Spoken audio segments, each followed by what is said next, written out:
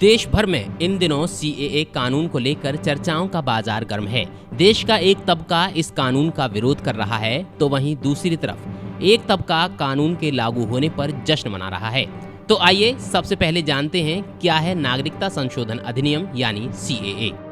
इस तरह की महत्वपूर्ण जानकारियां लगातार पाने के लिए चैनल को लाइक और सब्सक्राइब कर दीजिए। देश में सीएए यानी नागरिकता संशोधन कानून 2019 लागू कर दिया गया है। केंद्र सरकार ने सोमवार 11 मार्च की शाम सीएए नोटिफिकेशन जारी कर दिया है।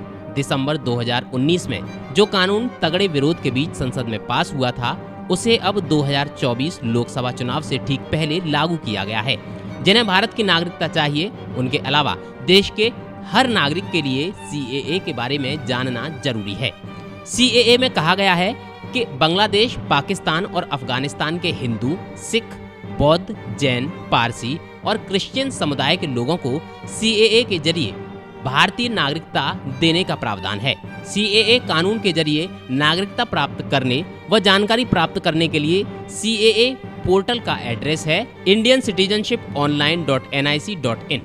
जिन्हें भारत की नागरिकता चाहिए, उन्हें इसके लिए सीएए पोर्टल पर ऑनलाइन अप्लाई करना होगा। ऑफलाइन तरीके से कुछ भी नहीं होगा। सरकार जल्द इसके लिए सीएए 2019 ऐप भी लाने वाली है। सीएए की मदद से अब भारतीय नागरिकता पाने वाले लोगों पर विदेशी अधिनियम 1946 और पासपोर्ट एक्ट 1920 के तहत कोई भी आपराधिक मामला दर्ज नहीं किया जा सकेगा। ये कानून सिर्फ उन लोगों पर लागू होते हैं जो भारत के नागरिक नहीं हैं। यहाँ आपको बता दें कि भारतीय संविधान के भाग 2 अनुच्छेद 5(11) में नागरिकता की बात की गई है। हालांकि यह केवल उनका जिक्र करता है जो 26 जनवरी 1950 को भारत के नागरिक बन गए थे। इसके अलावा ये प्रावधान भारतीय संसद को ऐसे मामलों में कभी भी नागरिकता से जुड़े कानून बनाने का अधिकार देता है। इसी के तहत भारतीय नागरिकता अधिनियम 1955 लाया गया था।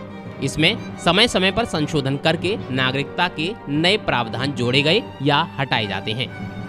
सीएए कानून में नागरिकता प्राप्त करने के लिए कहीं भी मुसलमानों को शामिल नहीं किया गया है। यही कारण है कि भारत के मुसलमान सीएए कानून का विरोध कर रहे हैं। उनका विचार है कि सीएए कानून के तहत बांग्लादेश, पाकिस्तान और अफगानिस्तान से भारत आए मुसलमानों को नागरिकता नहीं दी जाएगी।